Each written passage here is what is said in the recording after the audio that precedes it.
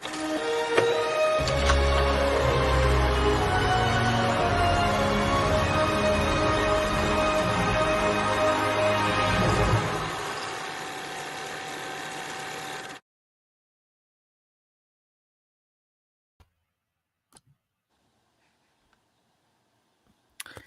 up, guys? Welcome to another episode of the Buttery Show. Also, with growing up in the '90s, I have here me, Ryan, and I have my good friend Alyssa Hello. Ishiguro. What's up, Alyssa? Hey, Ryan. So yes, we are going to be talking about Chip and Dale Rescue Rangers. Now, again, before I continue, Alyssa, she's a good friend of mine. During my Disney Club days, yes, we had a Disney Club on my campus, so yes, that's happened. And before we start, Alyssa, can you introduce yourself to the viewers? Hello, I'm Alyssa Ishiguro. I've been a fan of Disney since childhood, as well as animation in general. It's a very creative medium for storytelling, and it's a medium, not a genre, that is very flexible and can be a joy for all ages. Exactly. But yeah, Rescue Rangers. I'll go straight. So this film is directed by Kiva Shaper. It's written by Dan Greger, Dog Man. It's actually a sequel, technically a spiritual sequel to that animated series of Rescue Rangers in the '90s. In the late, was it in the late '80s? It happened. I think it was the The 90s. '90s, right? It was, 90s, yeah, yes. it was the '90s. Okay, I think it was yeah the '90s. The '90s animated series, the Chip and Dale Rescue Rangers.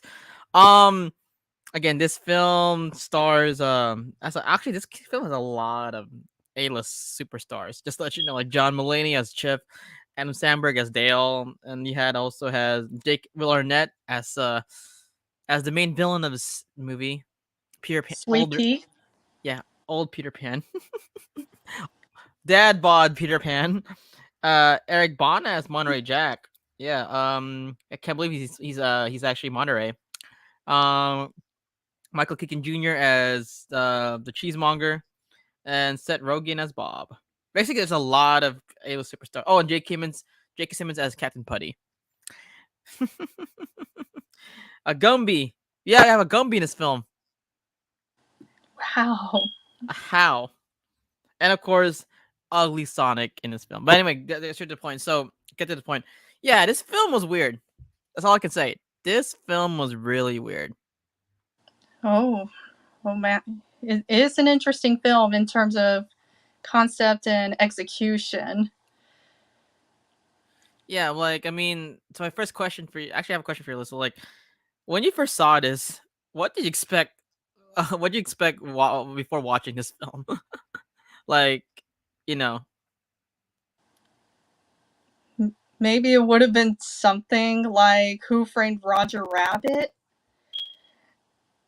with animated characters, live action people, and coexisting. The story could have been anything. yeah. So when I first saw this, it legit looked like Roger Rabbit. I mean, like besides Roger Rabbit, who else? Like, when was the last time you had like a 2D animation mixed with 3D? 2D animation mixed with 3D. Aside from having cell shaded characters in a traditionally animated show, um, I don't think that it's been quite a long time, especially in a computer dominated, CGI dominated industry. Yeah, definitely. Oh, Animation is now. so Alyssa, you're kind of echoey. Can I think noise cancel echo? Yeah. So before, like again, Chip and Dale. So I admit this, I did watch this when I was a kid. I didn't really religiously watch it. It was like more for like a Saturday morning cartoon for me. But oh my gosh, it's legit. Again, I didn't expect. Like, I'll actually hold up. When did they announce this film? I think it was earlier this year. If you're talking about the movie announcement, Yeah, like it wasn't it legit like 4 months before the movie came out. They just announced it. yeah, it was a pretty short time frame between there and the release on Disney Plus. Yeah, interesting. I mean, let me ask you this, Alyssa, before we continue. Did you watch Chip and Dale Rescue Rangers as a kid growing up? Although I haven't watched it frequently, I may have seen a few episodes, although my memory's a bit fuzzy. No pun intended. Fuzzy. Honestly, the only person I actually liked. I mean, I did watch it, but I wasn't like a big fan of it. Like the back then, the movie like series TV series I would watch in reruns was keep my guess. I was born in '95, so this was like the series thing came out before I was born. Well, the series came out before I was born. I would watch legit like Gargoyle reruns, like Gargoyle. Well, the series I would legit watch in reruns. I got my interest was Gargoyles, Darkwing Duck, Goof Troop, especially Goof Troop. Those kind of nice cartoons. But Chip and Dale, I'm like, not really. But hey, I'm glad it's getting a resurgence again. And again, it's not a reboot, it's not a remake, it's a remaster. It's a re coming again or recoming. I forgot what the poster said, but something like Revival? that. Revival. Now again, the film does focus. The film basically is a sequel to Chip and Dale, the anime series, and we do focus on Dale. Was it Dale who became 3D Dale is the one who took the CGI surgery. CGI surgery? He's the relaxed chipmunk.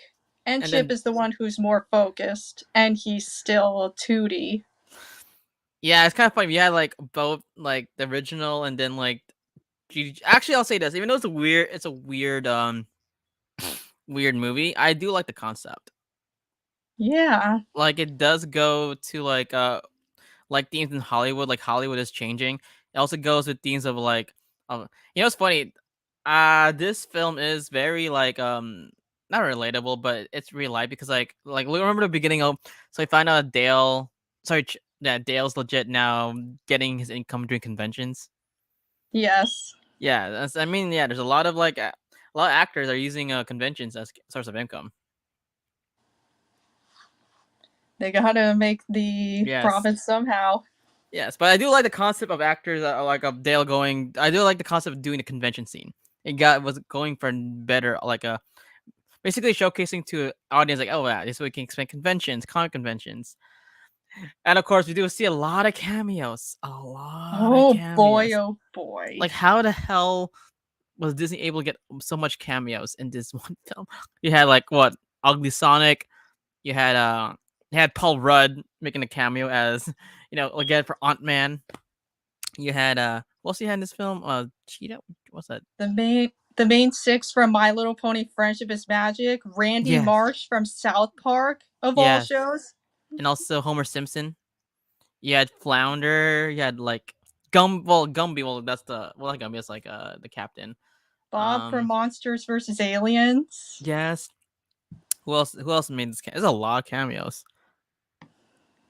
There's a lot to list. It would I know we take can't name them all, but again, like let's go to the main villain. Yeah. Now the oh main villain's boy. now that we find out the main villain's legit Peter Pan, an overweight Peter Pan.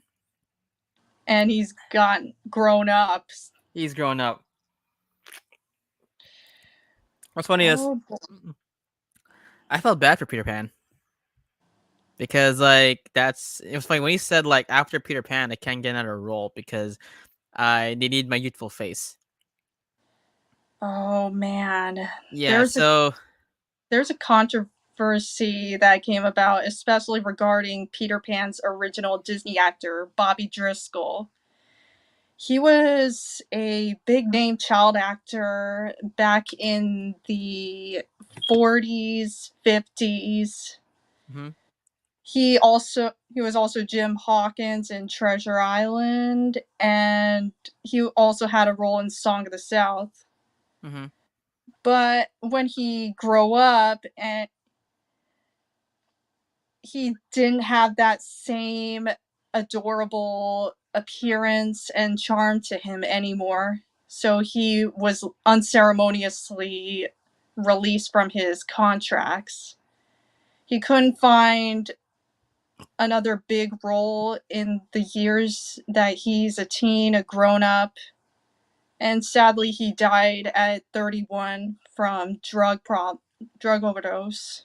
So let's go deeper in that. Do you think that this film is legit a memory or homage to what happened to the original Peter Pan voice actor? I don't think so. Well, no, his because the thing is, it's kind of eerily similar of how Sweet Pea becomes like. Well, I don't think he's a druggie, but like, well, actually, that kind of does with cheese. Oh, Yeah, cheese remember and cheese. So drug. basically, we find out that the drugs here in the animated world is legit stinky cheese. So, oh crap, it's kind of I don't know if they're doing that rude, but like damn, like dang, if this was like a little like a similarity to what happened to Peter Pan's voice actor is kind of dark, but I don't know because again this Peter Pan, the main villain, he legit could not get casted. He could not get a job. So legit, and his only way to get money is actually bootlegging movies, any movies. Like they got Flounder, they got what else they got? Basically, they have like Simpsons.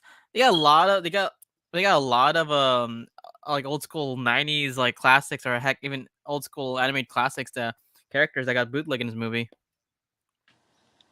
Yeah, when the idea that he would be bootlegging as part of his plan, a lot of people thought before the movie was out that the Sweet Pea was bootleg Peter Pan in some fashion. But as the movie released, it turned out that wasn't the case, and that Sweet Pea is indeed Peter Pan. Brings a Yeah, lot of unfortunate implications with the whole Bobby Driscoll story. yeah, And Bobby Driscoll what is just one of many examples of how child acting isn't as all it's cracked up to be. yeah, exactly. Um, Now what's funny is this film didn't have a lot of human actors. The only person that's human actor like prevalent was Kiki. What's her name? I got her name. It was Kiki Kiki Palmer. no Kiki Lane. She Oh, actually like played Kiki the Lane. policewoman in Oh, Chippendale. Like who was actually a big fan of Chippendale.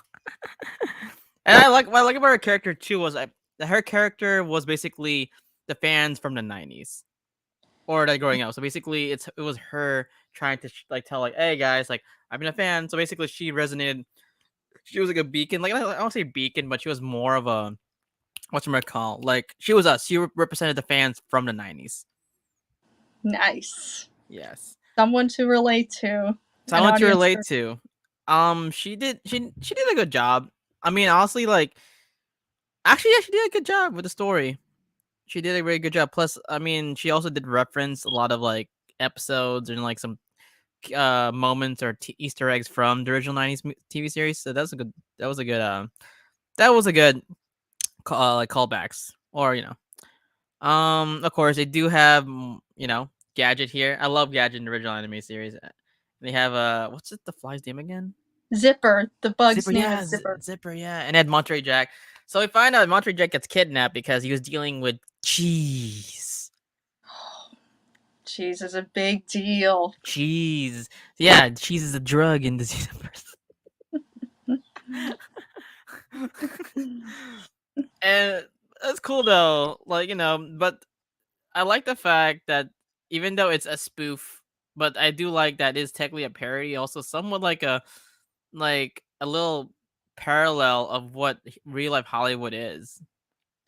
Like there's the notion like, oh, Hollywood's glitz and glamour, you can be fake it looks fun, nice lifestyle. No, no. Like it's not. It's hard. And look at Chip. Like after so it's revealed that Chip and Dale in the story, not in real life, in the story was canceled because Dale had wanted to be his own thing, right? He wanted to be a spy in España. So that's what happened. But it does show that Hollywood is hard. Like the industry is hard. No matter how good you are, like actors have to legit like make ends meet. So that's why you see legit Chip becoming now like what's he, an accountant now? He's an accountant, right? Um, I think something along those lines. Yeah. Yes. So when you saw like these themes of like the hardships in the industry, Alyssa, what were your thoughts? Like how about the film like showcasing, yeah, like Hollywood industry is hard. It goes to show that not fame can be a very temperamental thing. One one day it's there, another the next day it could be gone, just like that. Exactly. Um, and then of course we find out that the main villain, J.K. Simmons makes an appearance as the putty, and also shows corrupted cops. Oh I'll say man, this. I'll say this.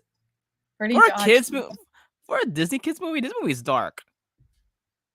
What Disney movie isn't all dark? I know, but like the fact that because it's a Chip and Dale, and the fact like, oh crap, they actually do surgery. Like I'm like they actually do like basically it is. Oh, there's one scene I do like. The Uncanny Valley. Remember, like Chip says, like, "Oh, we're Oh, in Uncanny Valley." Like, where it's like, remember back then in the 2000s, or yeah, the CGI looked great, but it looked out of place. And I'm like, oh my god, it's so relatable. The Uncanny Valley with Uncanny CGI. Like, yeah, oh my gosh. Oh, they made fun of cats. they made fun of cats, 2019. One and of the also examples of also the Uncanny Valley. Seth Rogen's Hulk Thor like character. What's his name? Seth Rogen's character, but like he cannot even look. It looks straight because of the CGI. And 2019 Pumbaa, another Rogan role mocks him, and so does Bob, and I think it was Mantis. Hmm. It's a Seth Rogen pileup in one scene. You know, it's funny. This film Like, legit like like was so that's funny. Remember like Spider-Man, like spoiler alert, so like Spider-Man like No Way Home, it like it did redemption for Andrew Garfield's Spider-Man. This film oh, legit did redemption for Ugly Sonic. just when the internet thought he was dead, he somehow came back to life. Yeah. Now I want to see now FBI Sonic TV series. Ugly Sonic.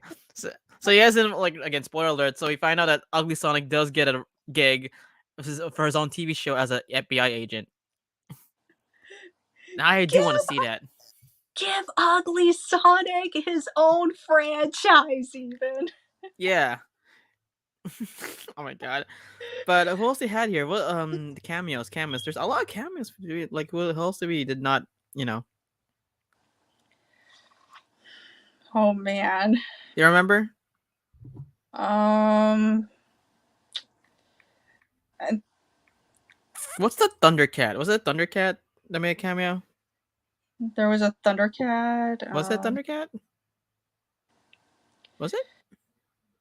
Maybe there are so many. Oh, Tigra. Oh, Tigra from Tigra, Avengers. Yeah, Tigra. They also had the Lost Boys. the Lost Boys. Lost Boys. Actually, Cubby is one of them. oh, and they had Baloo. CGI Baloo. Remember? Oh, 2016 Baloo. Yeah, CGI Baloo, and yeah, I forgot that doing He's his in a music. band. He's in the band. Oh, and he had Roger Rabbit. Roger himself. You can't do a animated live action hybrid Disney movie without at least giving Roger an appearance.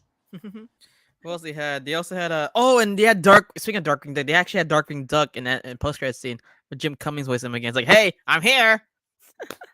It's really great that the original actors to the corresponding animated style that they were in reprise their roles. Oh, You also had Ellen Oppenheimer come back. I remember He Man was in here, Skeletor was in there, in here. Yeah, this film honestly, I could say this film is kind of like homage, like a, you know what?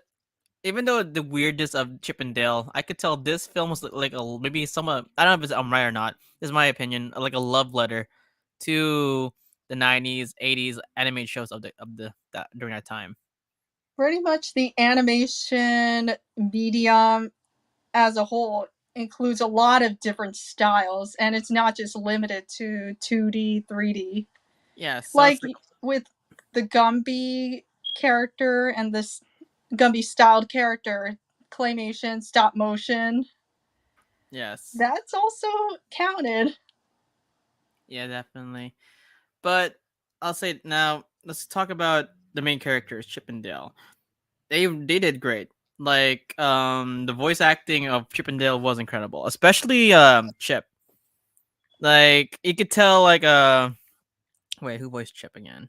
You could tell that oh, John Mulaney did Chip. Okay, the John Mulaney actually did well doing Chip because like the emotion, like you could tell like basically he portrayed Chip as like in the film is to be portrayed more like, oh, an actor that doesn't want to be part of Hollywood anymore. He's done with it, but he's somewhat going back. Like the thing is, a lot of like, and the thing is, of course, you have like, let's say you, right?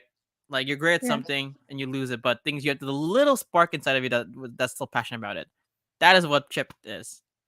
Like he's like, oh, I'm done with acting. It's like, are you sure done with acting? He's like, yeah, no, damn it, I'm still into it. So that's that's a great characterization for Chip. now for Dale, he Dale is a great representation of like maybe like some actors who like cannot, well, basically that loves their role so much that cannot like leave it alone. I mean, it's good for profit doing conventions, but like yeah, Dale's one of those people. He's trying to defy the fate of a lot of stars that whose years of fame declined a bit. Yeah, it's also it's relatable too. It's very relatable. It's very relatable because there's a lot of these superstars that declined, and now a lot of them are actually doing like events just to, well, some of them are working, but some convention like some using some of them, not all, but some are doing conventions just to make some ends meet or some income. But yeah, That's why like for conventions, you do see your heroes. Give like say hi to them. They helped your childhood. they sure love the publicity. Yeah, and also for support. If they're, selling autographs, I would do it. I loved, like for me, I would buy autographs if I would buy their autographs if they made a impact from my childhood. Oh, absolutely. Yeah, absolutely. So that's why, you know, respect to fellow actors who helped our childhood amazing. Not just actors, but also directors, producers, Directors, producers, everyone filmmakers. behind, everyone who played a role in bringing our favorite thing characters to life. Not just that, mental wise too. Like a lot of these like a lot, I don't know, like a lot of for for let's say any voice actors or actors watching this, like you helped us with our mental health. You helped with escapism. So thank you for that. Thank But anyway, now the film did. No, what's funny is I was surprised that this film. Honestly, do you believe that this film could have made a live action, no, a theatrical release, or you think Disney Plus was the right way to go? Actually, no. Rewind that. Would you felt that this film would have made a big box office hit? It was released to theatrical, or do you believe it still would have been right with Disney Plus in general? I think it would have made for a huge profit if it had been released theatrically. I mean, with all those cameos, I'm pretty sure tons and tons of people would pay a ticket to j- see at least one of their favorite character make even 1 second of screen time. Yeah, I mean, for me, it's always been Darkwing Duck. Like, it's little in the again. Spoiler alert! Keep in mind, guys. This is spoiler alert, spoiler movie alert. So just keep in mind. Um, yeah. Honestly, I'll say this: it shouldn't have been theatrical. Like, I get it, Disney Plus. It's easier and like. But thing is, this film felt like it could have been released theatrical. Yeah, theatrical. I can say it, in cinemas, And honestly, I believe it could have made a decent box office hit because you're relying on nostalgia. Oh, yes. Nostalgia is a very profitable thing. Just look at the live action slash photorealistic remakes of many of our beloved movies. Yeah, and plus it's a shame too because like oh no, well actually no, the last hybrid film we had was Space Jam 2. There you go. That was the last hybrid animated film with live A action. new a new legacy. Yeah, Spatial New Legacy. But thing is, it was more focused on. Oh, I mean, this was more focused on Chip and Dale. But thing is, with this film, even though this film focused on Chip and Dale, it showed like the love letter to animation in general. Like, yeah, those are cameos, but those cameos kind of also serve a purpose. I also like the little Easter eggs, like these little signs, like like Dobby getting his own like line or thing. Like, what the hell, Dobby? and then like, and then like, and Chip says the same thing. Ah, Hollywood with their remakes. Come on, I can't they do anything in originals? Like, okay, that's actually good. That's true. Like Hollywood's doing a lot of remakes that either flop or make a big hit. And yeah, a lot of people are. It's funny. A lot of people say are annoyed like there's a lot of remakes, but thing is, you're still gonna watch it because again, it's a nostalgic factor. My bad. It's true. And rule of thumb: if people say that they're not gonna like the remake, they're still gonna watch it anyway. Yes. But let's see. What you like about the movie? So here's my here. So what I like about the film? What I like about the film was it was a love letter to animation. It was kind of Uh, weird and a little darker, but it's fine. I'm glad they did not make it too G rated. I'm glad they actually, basically, I like the fact that they matured Chip and Dale. Like they made like a fictional like story of them like actual like behind the scenes like oh this is us. It was funny. I like the fact that their squeaky voice is actually a fake voice. Like oh this is our actual real voice. Like ah! and they even brought back the original actors for those squeaky Yes, voices. yes, and a lot of the cameos too. So credits to Disney. Thank you for that. What I don't like about now my dislikes, the pacing was kind of slow at some moments of the film. It's kind of slow. Another thing was I wish they kind of put more emphasis on Sweet Pea. He did show a little bit his backstory, but I kind of want to see more, like what made him more. Again, you can't, it's a movie, so you have to tone down the runtime. But I kind of see why. I kind of want, and also another thing was I kind of want to see more of those bootleg films. Like yeah, so that's what I didn't like about. That's why I didn't like about it. The How about you? villain could, What you like about the yeah, film? the villain could have used more screen time, and it would have been interesting to see those. Maybe in extras if it ever gets a home media release, or if additional content is placed on Disney Plus. The cameos of characters in different animation styles, as well as the characterization for Chip and Dale as more mature adults, so to speak, Hmm. is also very compelling and interesting. I can agree with that. But if you take away the cameos, do you think the story would be any different? Yes, because the thing is, you're relying on Disney property for this film. I mean, if I had to rewrite it, I would have maybe made like you watch Chip and Dale, right? Was there any past villains in Chip and Dale that was popular?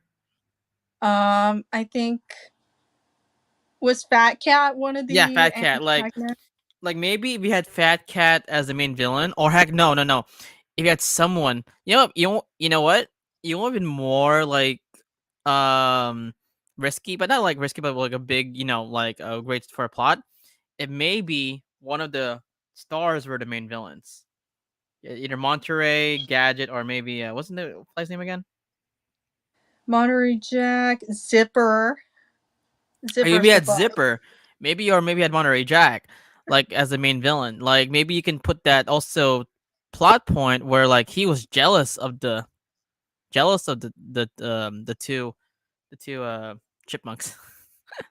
Like maybe put a black story, a backstory where he was gonna be a star of his own series until like, oh no, it got canceled, so he's stuck doing Chip and Dale, something like that. Jealousy. Like it can basically jealousy is a big deal that can lead Oh to a man. lot of. So you could put the theme of jealousy. So if they put out, I actually agree with no. So my opinion is if they took out the cameos, it'll be a very different film. Because the thing is, you have Peter Pan from another like property IP as a villain. So like, the thing is, the only my only it's weird though because I didn't expect Chip and Dale Rescue Rangers to be a hybrid film. I thought they were just gonna do a film based on these two, right? Like Alvin and the Chipmunks.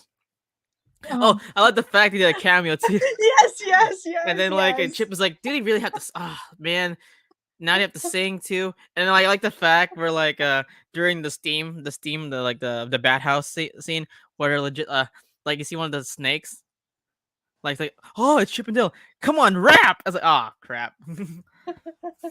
Like it's kind of sad now. Like the quota for any animation, you have to actually sing now. Just because it's a cartoon doesn't mean you have to sing. Yeah, see, good times. But yeah, honestly, to answer your question, if they took out the cameos, I don't think it would work as a film. You thing is, it'd be a different film. So that would, yeah. So that's my answer to your question. Interesting. And with the whole cameos thing, again, pertaining to taking them out, do you think it would have affected the marketing and financial success? No, because thing is, nostalgia is everything. Chip and Dale is Chip. Like, look, you gotta go look. You gotta go marketing. Chip and Dale alone's popular. Oh, yes, They're very popular. definitely. Look, merchandise. You go to Disneyland, you have their merchandise, and Kingdom Hearts. Kingdom Hearts video games. Can't forget Kingdom that. Hearts. They're like, hey, Sora. They basically they fix your gummy ship. So yeah, they're very popular in general. So honestly, this is my opinion. Like as much as I did enjoy the film, the all the extra cameos was kind of like, this is weird. I mean, honestly, they made it, but I do honestly, it's kind of unique. But like maybe he had another character that do another hybrid like this, like go deeper in the world of animation. Cause like what made Who Framed Roger Rabbit unique was the main character was not the animated character. It was actually the police officer. What's his name again? Uh, Detective Eddie Valiant. See, he was the main character. He was in the world with animation. That's what made it unique. This one is also unique, but thing is, it felt out of place. Like, why is Chip and Dale like of all the why are they so important that I had to be focused on them? Well, like maybe honestly, if I had to rewrite this, maybe focus on the officer, who was a fan of animation. Yeah, that could have worked. Yeah, see, and in same scenario, maybe have Chip and Dale be kidnapped, or yeah, you could have something like that. And it would be something different from Roger Rabbit, with Eddie being having a prejudice against Toons because his brother was killed by one. However, with Jim and Dale's Cub, she loves animation and Yep. she would help the cartoon characters. Yeah. But again, that's what we got. But hopefully they even do a sequel. Actually, I won't be surprised after this so far reception for this film has been really good. So I won't be surprised if they get like a 3D animated sequel to Disney Plus. Any hopes for a animated series or a full blown franchise to come out of its I success. mean, Disney Plus already has the original Chip and Dale series. Actually, what's funny, after this film came out, I actually did watch some episodes again. The first, like, I think 6 episodes, but I'm like, yeah, I don't have time. There's only so much time in the world. Yep. So yeah, Chip and Dale. But what else we missed out? Yeah, honestly, that's pretty much it. I mean, besides the cameos, besides the A-list voice acting, yeah, legit. This movie delves with themes of Hollywood, like entertainment industry. I like.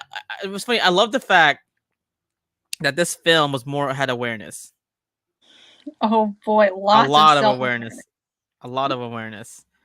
Like, I like the little seat. Like, remember the little apartment? I thought it was there's like a little this size. So basically, this little toy is basically an apartment for the mouses or the animated characters. Nice bit, but this film had great writing. This film had really great creative writing. My only another complaint was the final act where Pete became legit a Megazord. Like Oh, he had I don't know what like he had, like tigress head from Kung Fu Panda and like became this monster. I'm like a bootleg monster. Like yeah, no, that look so. But yeah, guys, this is Chip and Dale. So before I'm gonna let's do a rating. I would give this film an 8 out of 10. I didn't hate it. I didn't love it. So 8 out of 10. I enjoyed it, but would I recommend it to my friends to watch it? Yes, but I wouldn't make it a must. Maybe for someone who loves the original series, yes. What about I you, would Melissa? agree. I would agree. For anyone who's a huge animation buff, I think they would really appreciate the experience of witnessing many characters of different styles appearing in a script all at once. Yep. Again, if you love Roger Rabbit, your rating. What would you rate the film, Melissa? Same as you, 8 out of 10. Yep, 8 out of 10. Uh, Very again, solid film. if you guys love films like Who Framed Roger Rabbit, Space Jam, Cool work. Looney Tunes Back in Action, um, Space Jam: New Legacy, this film is for you. Watch it. Watch it. If Disney Plus, watch it. Okay, so yeah, so that's pretty much it. Not anything else want to add in, Alyssa, for the film? Like Um, any, yeah,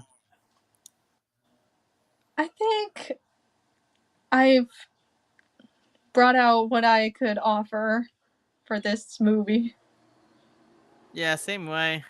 Again, Chip and Dale, weird film, but enjoyable. But here's the thing: is the only I'm gonna add it again. The fact that they brought back many of the original voice actors for these cameos, including these guys, is a big Yes. plus. It's a big plus.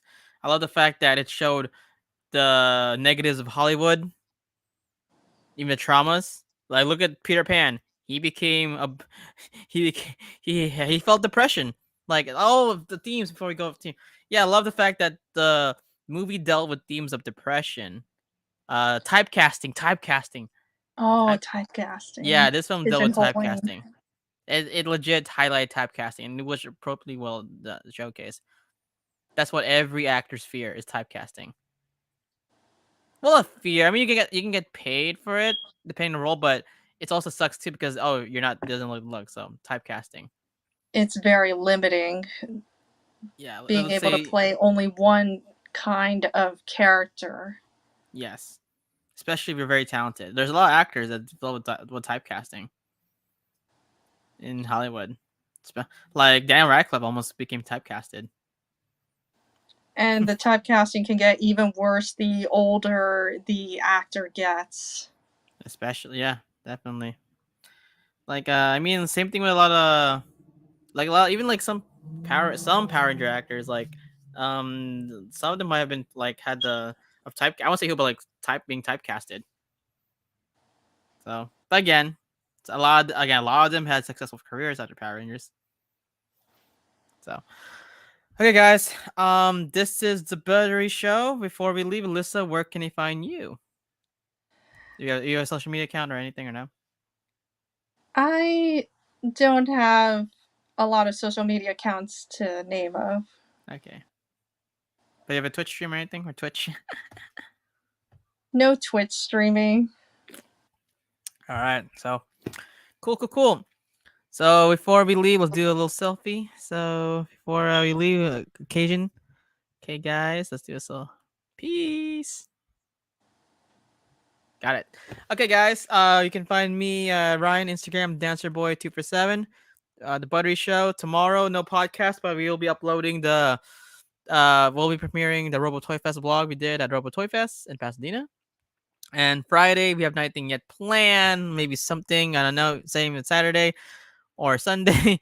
But on Monday we'll be interviewing the Ron Masterman who composed the theme songs of maybe your favorite theme songs in the '90s, like Coco Power Rangers, Mighty Morphin Power Rangers, X-Men animated series, the high school TV sitcom. Forgot what it was. Yeah, a lot of stuff in the '90s that was made. Oh, and VR Troopers.